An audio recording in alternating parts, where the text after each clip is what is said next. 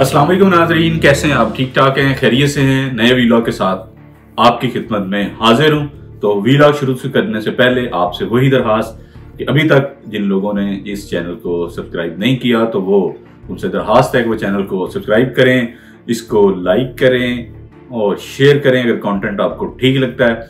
और इसके साथ साथ अपनी कीमती आरा से जो है वो कमेंट के जरिए अपनी कीमती आरा जो है वो मुझ तक जरूर पहुंचाएं।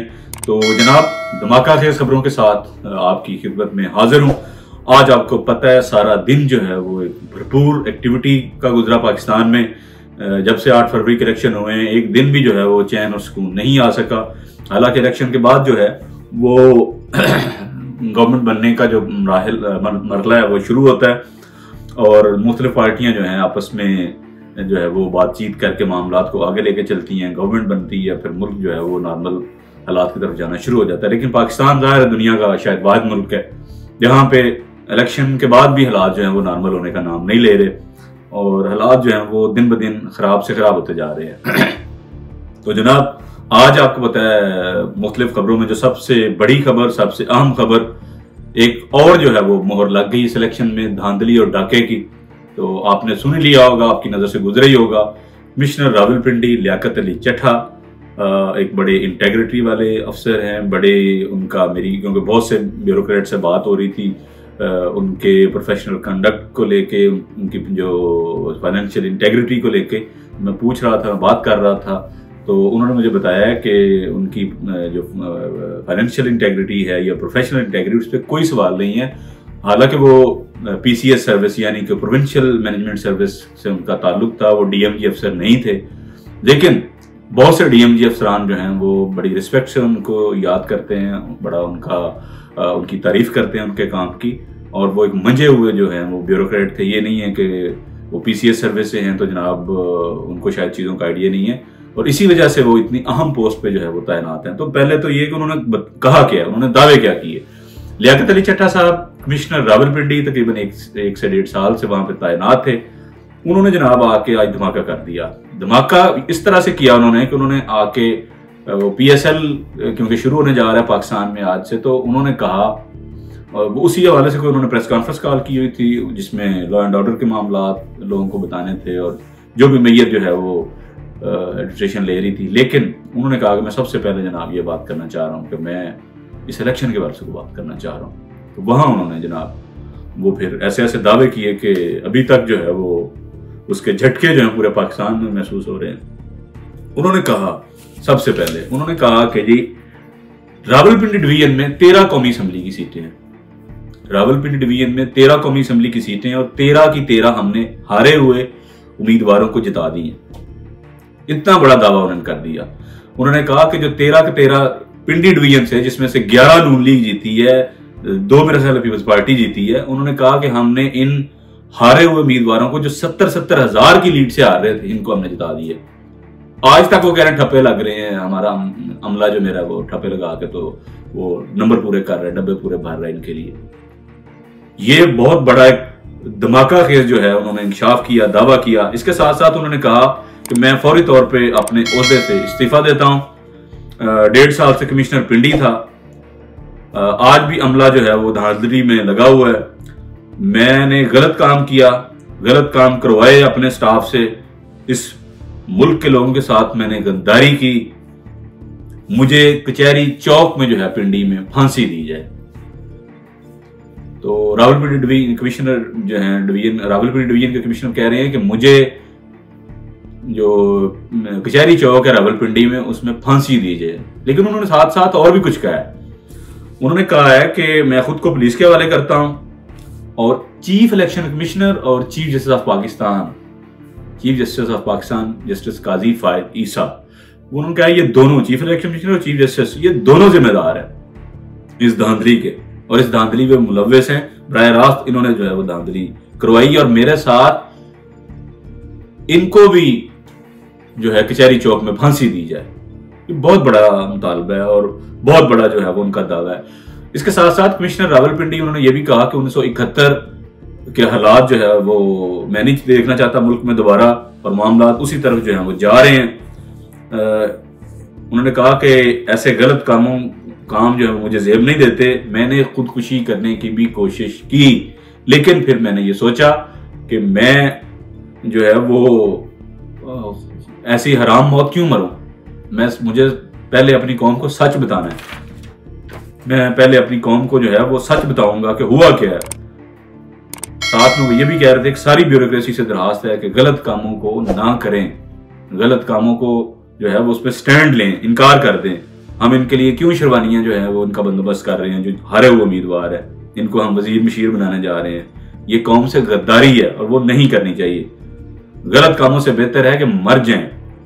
सुकून की मौत से मरना चाहता हूं। हालात 71 की तरफ जा रहे हैं। ये जब उनसे एक और सवाल भी वहां से हुआ मीडिया के नुमाइंदों की तरफ से कि जी ये किसने करवाई है, मतलब क्या आपके को प्रेशर था, किसका प्रेशर था धांधली के हवाले से। उन्होंने कहा जी वो सबको पता है, उसमें कहने की कोई बात नहीं, सबको पता है।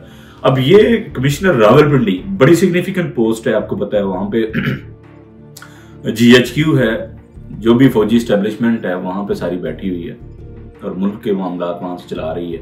वहां का कमिश्नर इतनी बड़ी बात कर दे, और ऐसे ही तो नहीं ना वो कोई दीवाने का ख्वाब उसे आया तो उसने बयान करना शुरू कर दिया जाके, या उसे कहीं से जनाब कोई सहीफा उतरा उस पर तो उसने जनाब आके बताना शुरू कर दिया कि लोगों इस इलेक्शन में ये हुआ। ऐसा नहीं हुआ। कमिश्नर रावलपिंडी बड़ी जिम्मेदार पोस्ट है और एक PCS सर्विस का वहां पे बंदा लगना, इससे ज्यादा उनकी क्वालिफिकेशन के हवाले से और क्या गवाही हो कि बंदा कितना मेरिट पे लग गया और उसकी इंटेग्रिटी कितनी है कि कमिश्नर रावलपिंडी की पोस्ट पे एक PCS सर्विस को बंदे को लगाया होता। इससे उनकी प्रोफेशनल इंटेग्रिटी जो है वो आपको नजर आती है। इसके साथ साथ क्या कमिश्नर रावलपिंडी ही हैं जिन्होंने सिर्फ ऐसे दावे किए हैं? ये तो वाहिद इलेक्शन है पाकिस्तान की तारीख का जिसमें हारे हुए उम्मीदवार भी PTI के उम्मीदवारों के हक में गवाहियां दे रहे हैं कि यार हम तो हार रहे थे लेकिन हम PTI से हार रहे थे। ये नून लीग का बंदा तो तीसरे चौथे नंबर पे था, इसको इन्होंने सीट जिता दी। तो ये पहली दफा पाकिस्तान में हो रहा है। फिर हाफिज नईमुर रहमान PTI के इस्लामी जमात इस्लामी के जो अमीर हैं कराची से, उन्होंने सूबाई असेंबली की जीती हुई सीट वापस कर दी, इस्तीफा दे। उन्होंने कहा जी मुझे नहीं चाहिए, मैं तो ये सीट हारा हुआ था, ये तो PTI का बंदा जीता हुआ था वहां से। तो आप अंदाजा करें कि ये गवाही क्या सिर्फ वहां से आ रही है, बहुत से लोग और ये गवाहियां दे रहे हैं। फॉर्म 45 गवाहियां दे रहा है, फॉर्म 47 पे जरलू फेर के आपने लोगों को जिता दिया।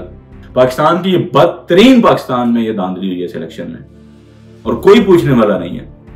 कमिश्नर रावलपिंडी को तो दार आपने गिरफ्तार कर लिया और देखते हैं आगे जाकर उन्होंने जी कमेटी बना दी है। वजीर आला जनाब पंजाब मोहसिन नकवी साहब ने नोटिस ले लिया है, कमेटी बैठ गई है जनाब, तो हम इसकी इंक्वायरी करेंगे। भाई क्या इंक्वायरी आपने करनी है?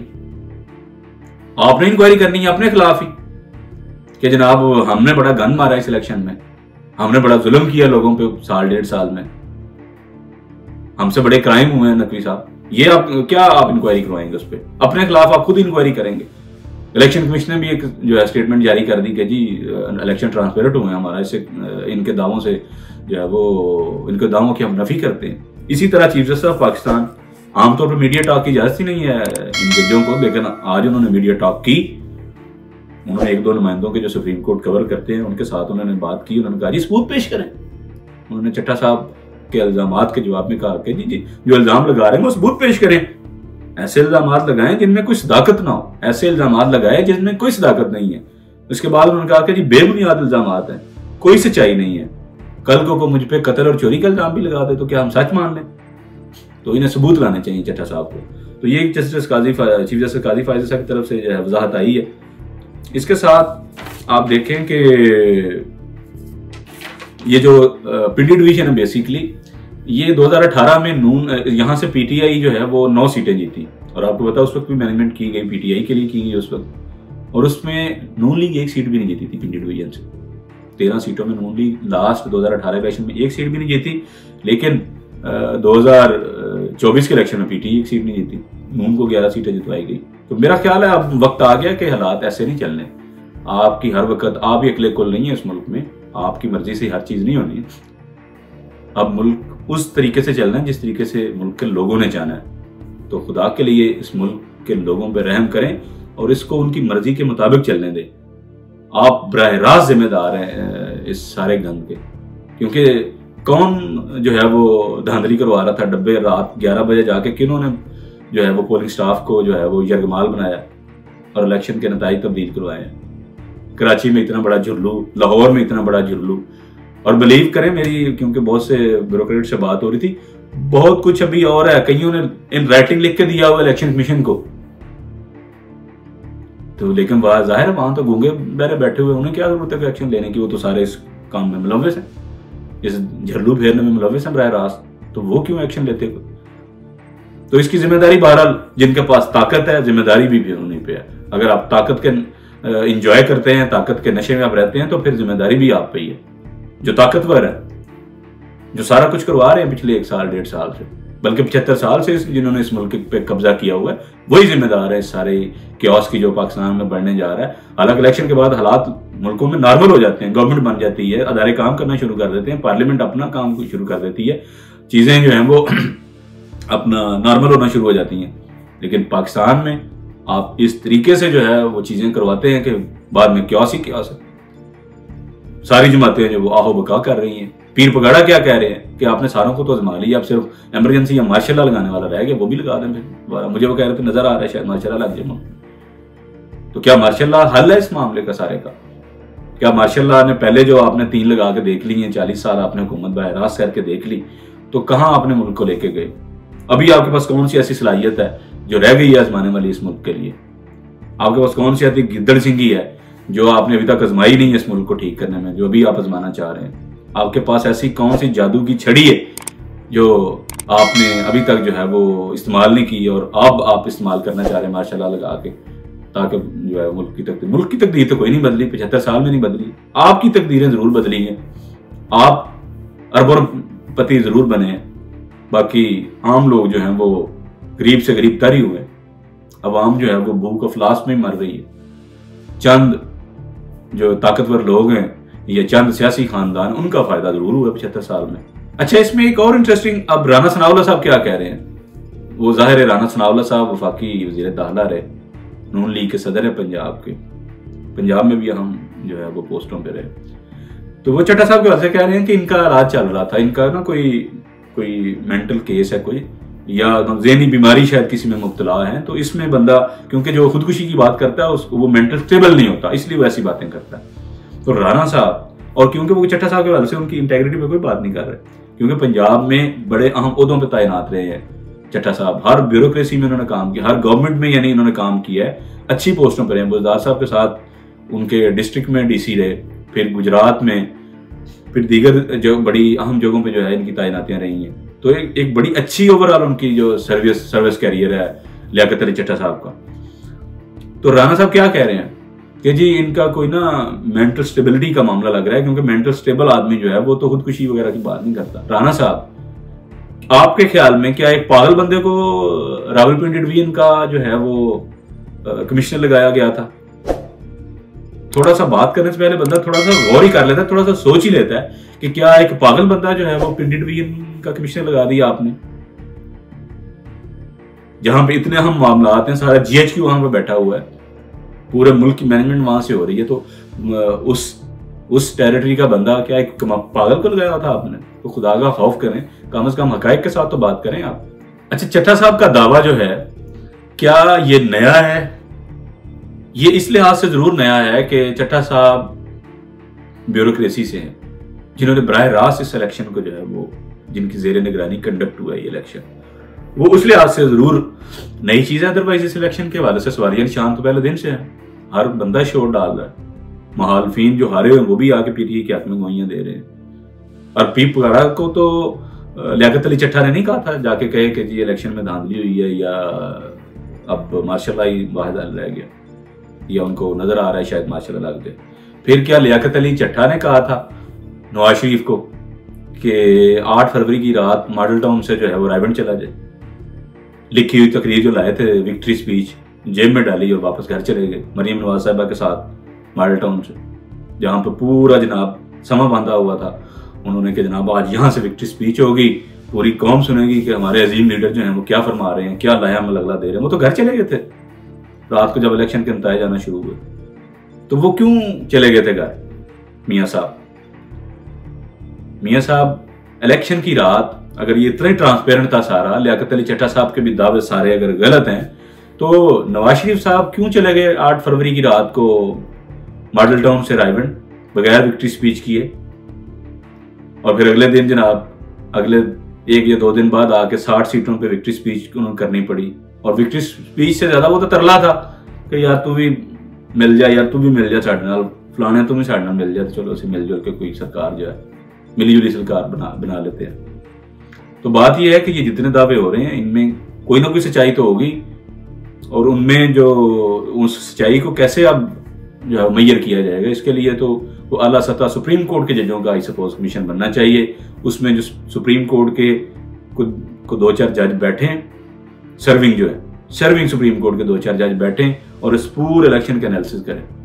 यहाँ पे पीटी दावा कर रही फॉर्म 45 का, वो ठीक है, दूसरी साइड कह रही फॉर्म 45 पे हम जीते हैं, उन सारों का एनालिसिस कर लें।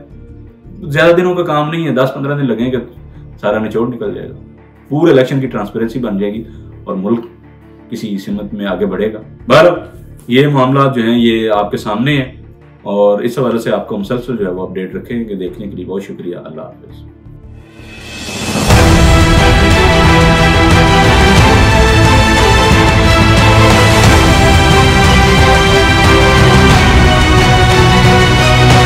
पासवर्ड मैंने देना ओवर बाय डेड बॉडी।